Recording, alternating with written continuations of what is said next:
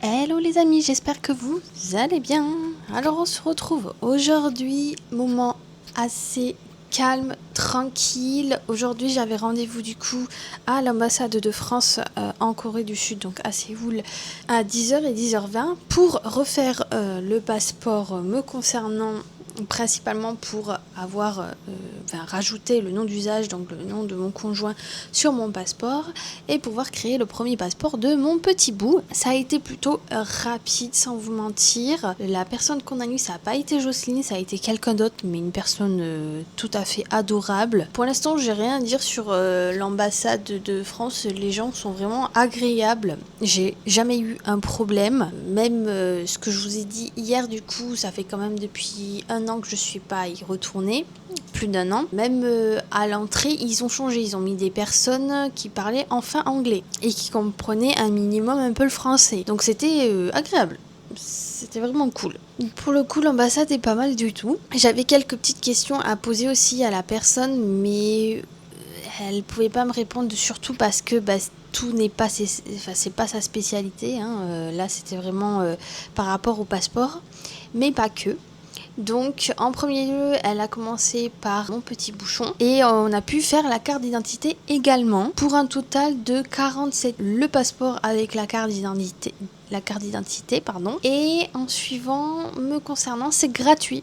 Si vous souhaitez juste rajouter votre nom d'usage sans modifier les dates butoirs de votre passeport, qui n'est pas considéré comme refaire un passeport, vous ne payez pas, c'est gratuit. Donc c'est bon à savoir. Je pense que pour vous c'est alléluia même, parce que bon, mettre 90 €, entre 80 et 90 € dans un passeport, c'est chaud quand même.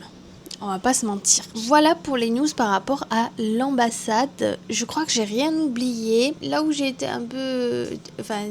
j'avais pas compris le gars de l'entrée, de la sécu, il me disait en fait que je pouvais garder mon téléphone. Alors je l'ai regardé en mode c'est bizarre, les autres ils mettent les téléphones dans les boîtes. Et je savais pas, quand vous êtes avec votre petit bout, c'est considéré comme primordial d'avoir son téléphone si au cas où il y a une urgence ou je ne sais quoi. Donc on a notre téléphone, je savais pas du tout. Genre je suis restée sur les fesses, il a dû répéter 3 ou 4 fois le pauvre. C'est juste que je me suis dit mais non, mais c'est pas possible, j'ai pas compris ce qu'il a dit. non. Il me dit mais vous pouvez garder votre téléphone. Mais gardez votre téléphone. Et moi j'étais arrivée vraiment en mode comme si c'était chez moi, en mode vas-y, je mets mon téléphone dans le casier, je ferme, je prends, je mettais le bracelet autour de mon truc et tout. Et là le mec, non, prenez votre téléphone. Ah bon?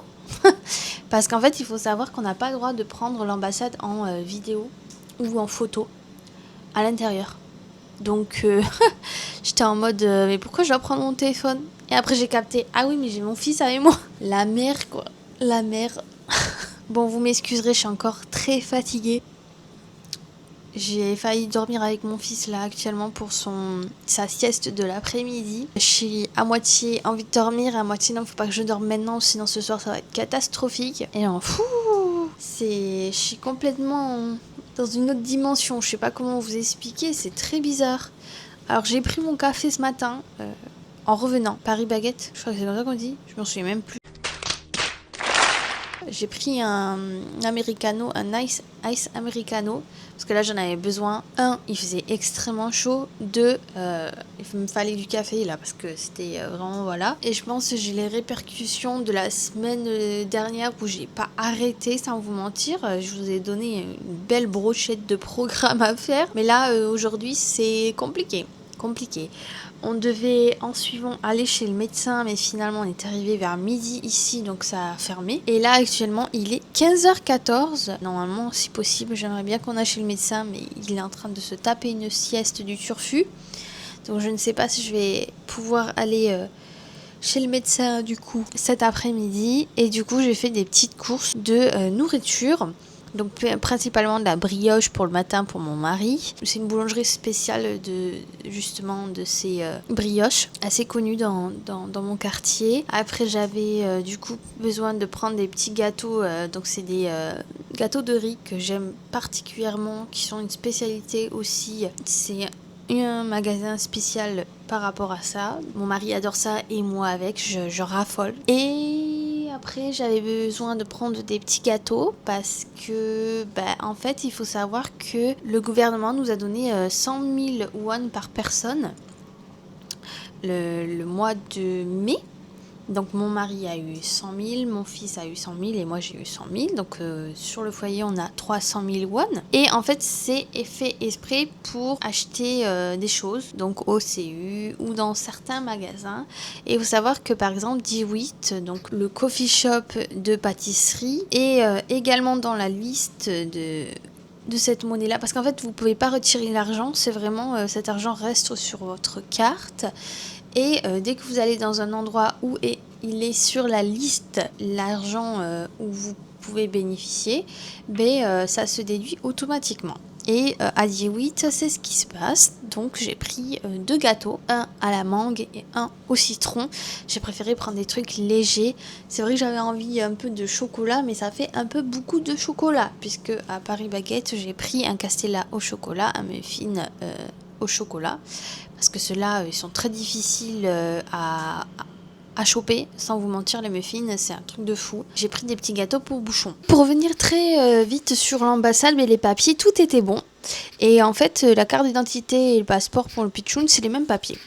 Donc, elle était contente parce qu'elle avait vu des trucs à postiller, mais on n'en a pas besoin. Elle m'a bien confirmé que pas besoin d'apostiller, mais puisque je les ai, c'est un plus. Voilà. Et cette personne, bon, elle a été adorable. Hein. J'ai petit bouchon qui a marché un peu partout.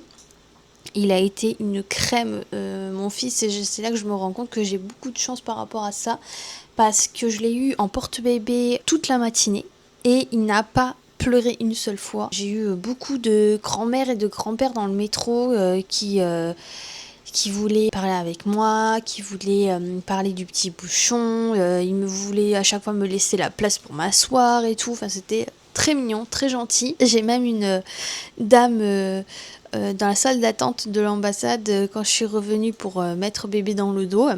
Elle m'a regardée, elle m'a dit oh, mais ça c'est pas compliqué de faire ça et tout, parce qu'elle me disait que dans son temps c'était pas possible de mettre bébé dans le dos, c'était que possible de pouvoir l'avoir devant.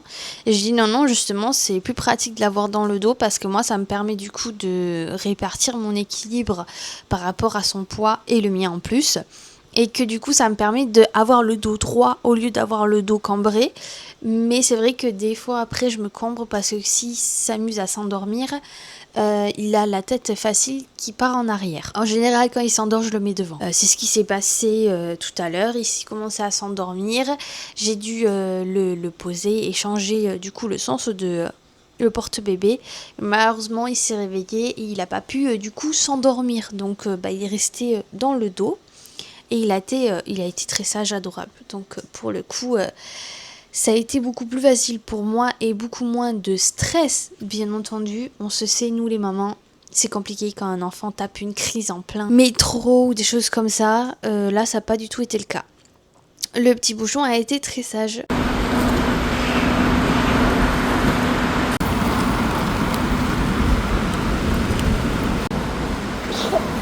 Oui, oui.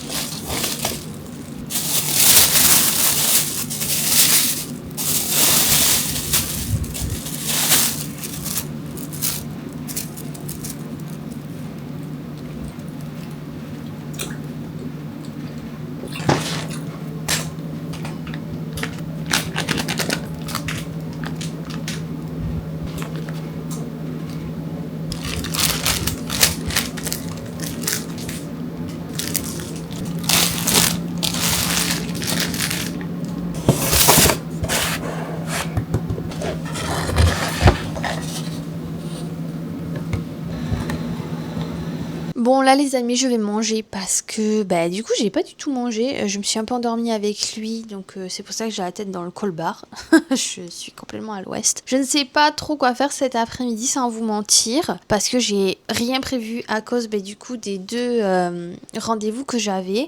On va essayer d'aller chez le médecin cet après-midi et passer peut-être un peu de temps à Bolamé, voir ce qu'on peut faire. Ou sinon, écoutez, ce sera vraiment une petite vidéo pour vous dire un peu comment ça s'est passé cette matinée, décidément. Mais vous inquiétez pas, là dans la semaine, il y a pas mal de choses à faire, là déjà demain.